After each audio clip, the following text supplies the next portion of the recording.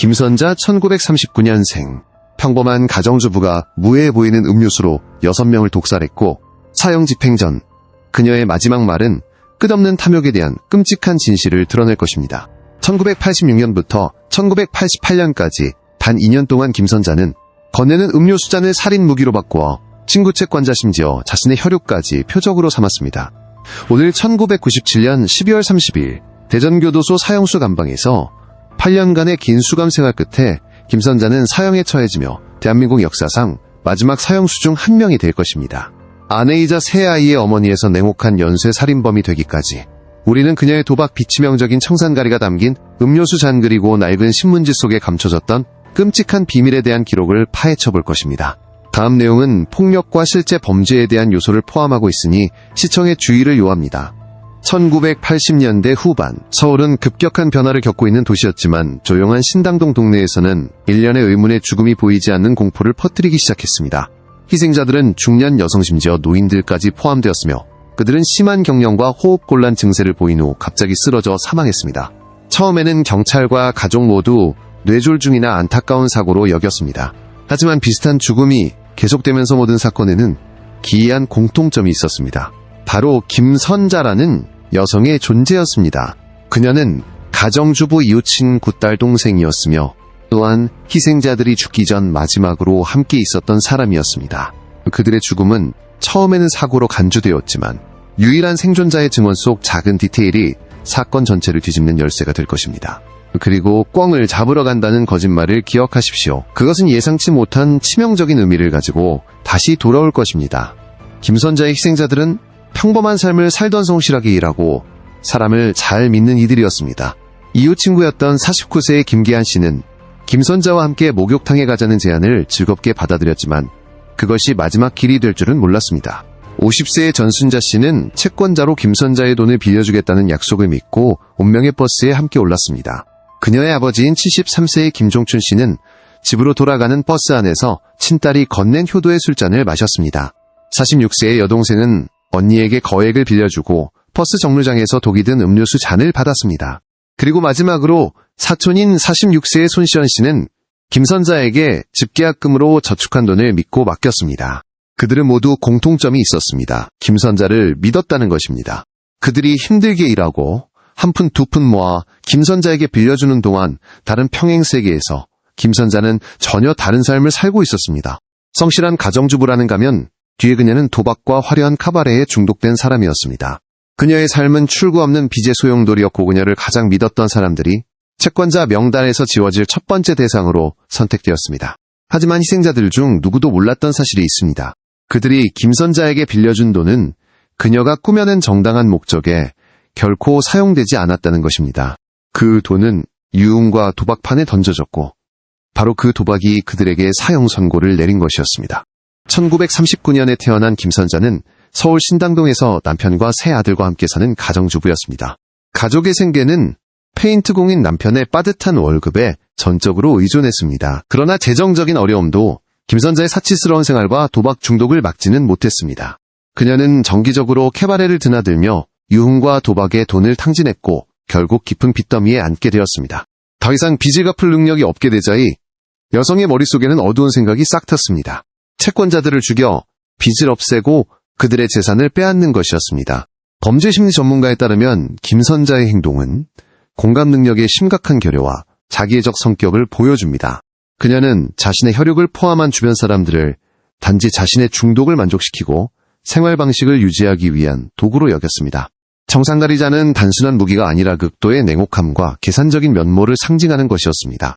그녀의 범죄 행각은 1986년 10월 31일에 시작되었습니다. 첫 번째 희생자는 이웃 친구인 김계환 씨였습니다. 김선자는 김계환 씨에게 함께 목욕탕에 가자고 제안했습니다. 그곳에서 그녀는 친구에게 청산가리를 탄 음료수를 건넸습니다. 김계환 씨는 곧 쓰러져 응급실로 옮겨졌지만 경련과 호흡곤란으로 사망했습니다. 희생자의 목걸이와 반지는 모두 사라졌습니다. 사건은 사고로 종결되었습니다.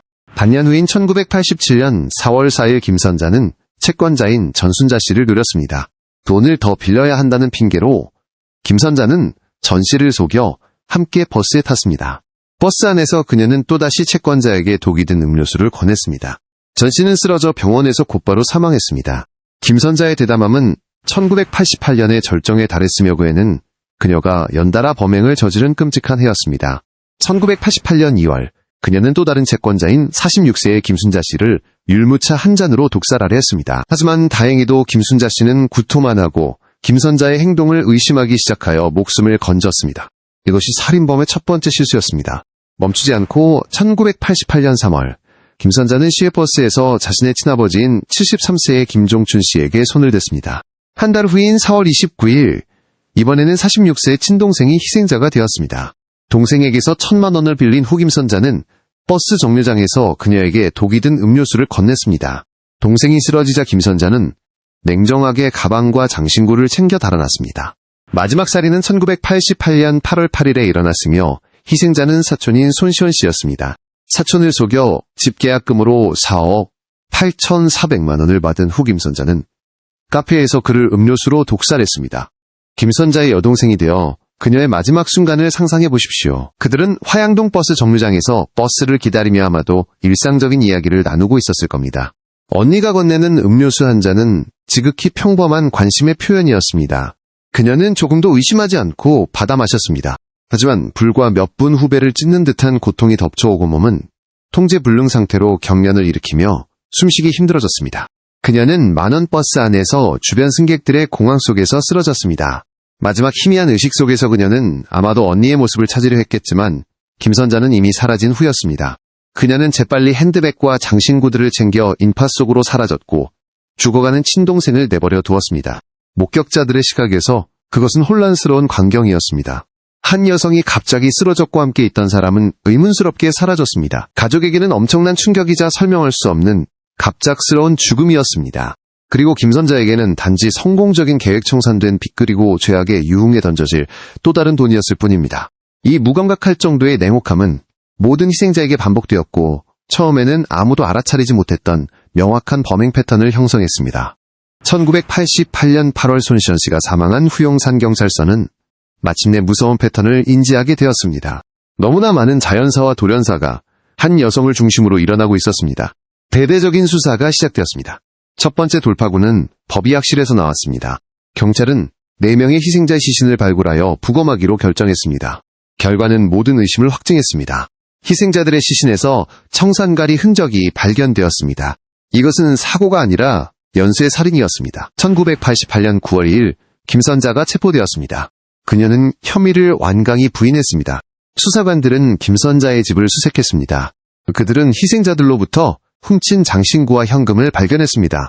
더 중요한 것은 사촌 손시원 씨가 사망한 바로 다음 날 김선자가 그의 수표를 은행에 가져가 자신의 계좌에 입금했다는 사실을 발견한 것입니다.